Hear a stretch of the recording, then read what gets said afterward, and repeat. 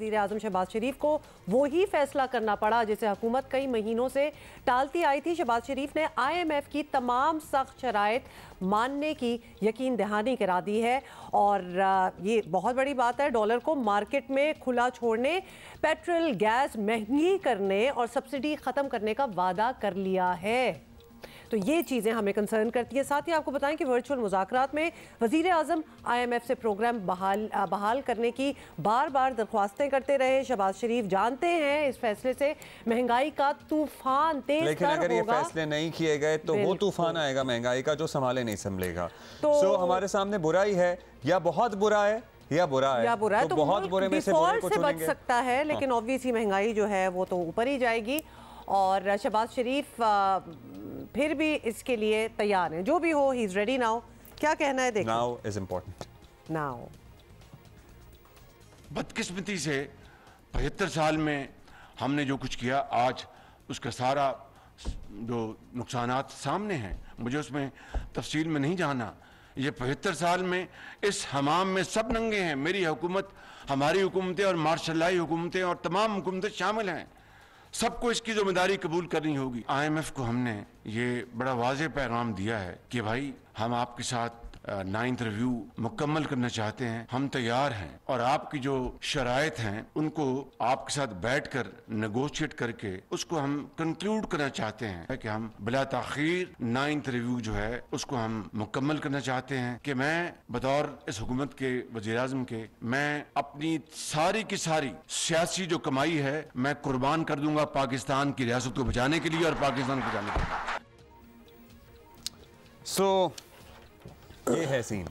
अब let's see कि ये कितनी जल्दी इंप्लीमेंटेशन होती हैं चीज़ों पे, दैट इज़ ऑल्सो इम्पॉर्टेंट। आज क्या रेट खुलता है डॉलर का, दैट इज़ ऑल्सो इम्पॉर्टेंट। दूसरी तरफ फॉरेन एक्सचेंज कंपनीज एसोसिएशन ने डॉलर रेट कैप खत्म करने का फैसला कर लिया है। डॉलर की कीमत फ़रोख्त 255 रुपये और कीमत खरीद 253 रुपये मुकर्रर की गई है। बाज़ाब्ता तरीक़ाकार स्टेट बैंक के साथ आज इजलास में तय किया जाएगा। IMF प्रोग्राम में जाना ही है, वो वाहिद ऑप्शन है जो नीम मुर्दा मईशत में कुछ डाल, मैं तो कहता हूँ नीम मुर्दा क्या, अच्छा, इंटरबैंक का जी रेट आ चुका है आज का 231 आया है। तो आई वंडर डिफरेंस तो फिर भी बरकरार है। शायद ये फैसला बहुत पहले कर लिया जाता तो कम होता नुकसान, लेकिन शायद इसहाक डार साहब को लग रहा था कि this is still 1990s and he can still manage to do things the way he wants to do it, लेकिन he could not obviously। और पूरी दुनिया तो अब 2023 में आ चुकी है, लेकिन इसहाक डार वो still stuck somewhere in history।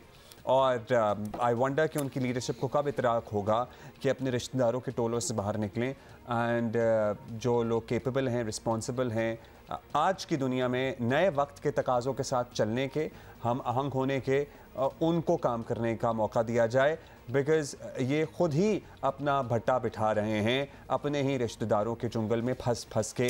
Time and again they have not learned anything. अच्छा जी, माहिर मईशत मोहम्मद सुहेल हमारे साथ हैं। अब क्या इम्प्लिकेशंस होंगी, ये फैसला कैसा है डॉलर को इस तरह जिस तरह ट्रीट किया जा रहा है? जो भी वादे किए गए हैं, सबसे पहले तो ये हमें बता दें सुहेल साहब कि कंफर्म है कि अब ये हमने कह दिया कि हम सब मान लेंगे या अभी भी टाइम लेंगे, फैसले होंगे, क्योंकि that is time is very important, we don't have time.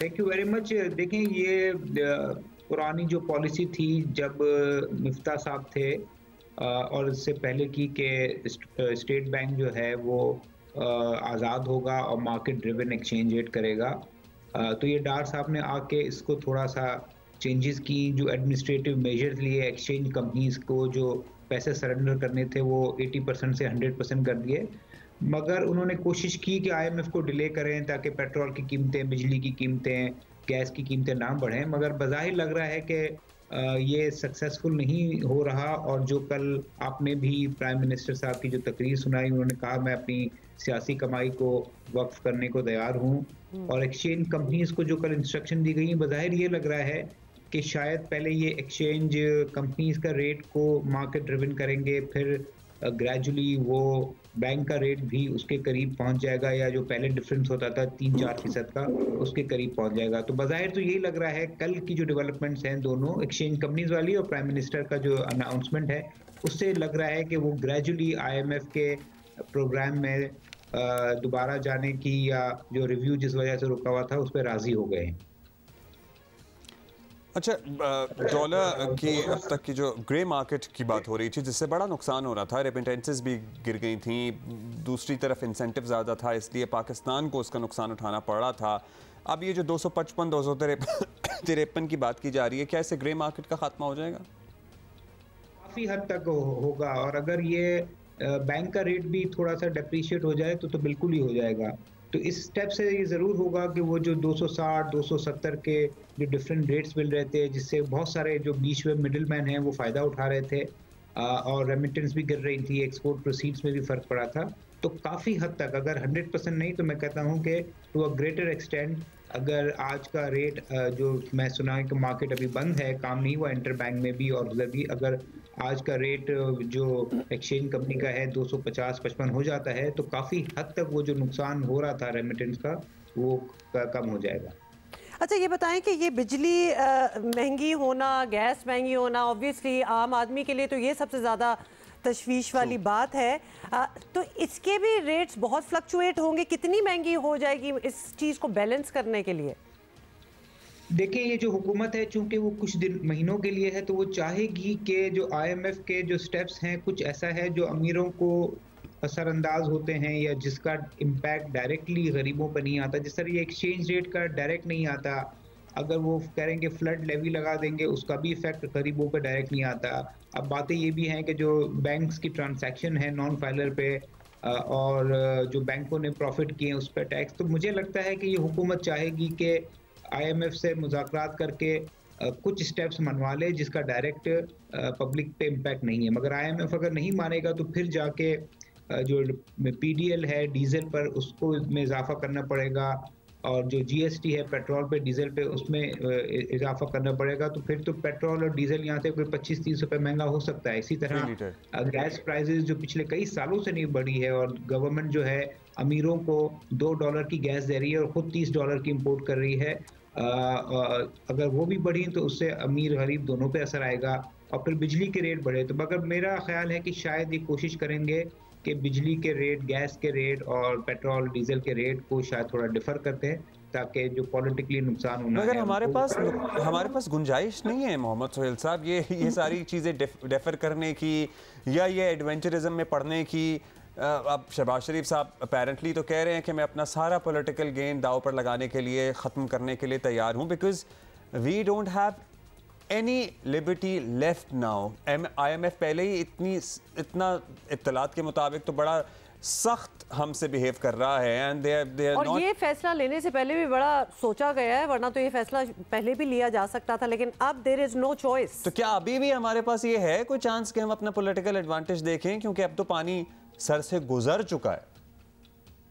देखिए, ये जो आप चीज़ें कह रहे हैं वो अब मेरे ख्याल में 23 करोड़ आवाम में से सभी को पता है कि हम सब्सिडी देने के कायल नहीं हैं। हम जो फिस्कल डेफिसिट है हमारा ज़्यादा है, रेवेन्यू कम है, गैस पे हम सब्सिडी दिए जा रहे हैं पिछले 10 साल से। तो ये चीज़ें मेरे ख्याल में तो सबको ही पता है, आपको, मुझे और शायद जो इकोनॉमिक मैनेजर है।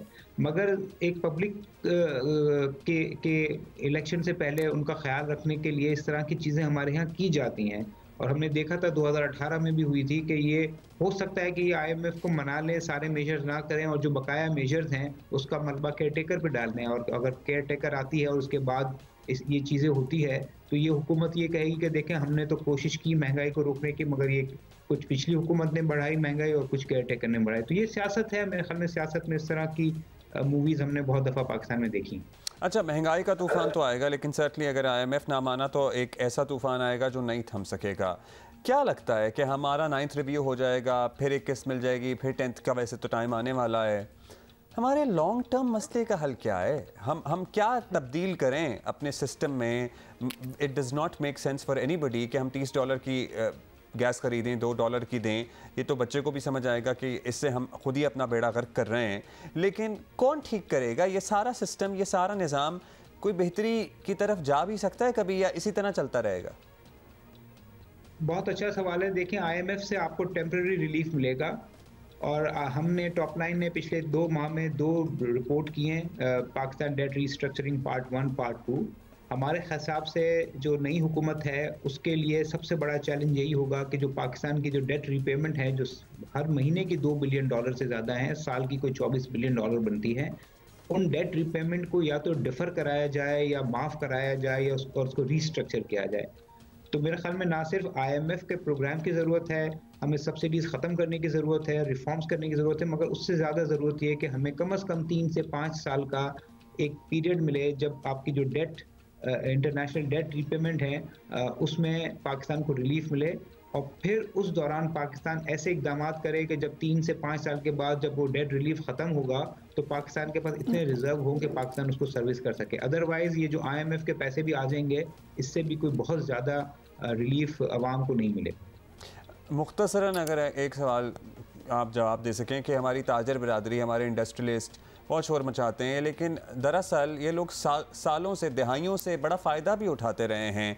पाकिस्तान की इस मौशी हालत में इनकी भी कंट्रीब्यूशन है। देखिए, अब ये तो बात किसी से ढकी छुपी रही नहीं है ना कि पाकिस्तान एलीट स्टेट है, अमीरों के लिए जन्नत है, गरीबों के लिए दोज़ख है। तो अब उनको जो कहना है वो कहते हैं। हम भी बिजनेसमैन हैं, हम रियलाइज़ करते हैं कि फ़ायदा जितना बिजनेसमैन को हुआ है मुख्तलिफ नामों की सब्सिडी से, इतना फ़ायदा किसी और मुल्क में नहीं हुआ था। और अब टाइम आ गया है कि यही बिजनेसमैन और यही शुरफा और अमीर लोग हैं, उनको ही ज़्यादा टैक्स देना पड़ेगा अगले 2-3 साल में, और वो जो पैसा कलेक्ट होगा वो जो है गरीबों की खिदमत में करना पड़ेगा। अदरवाइज पाकिस्तान सरवाइव नहीं कर सकता। बहुत शुक्रिया Mohammad Suhel for speaking with us.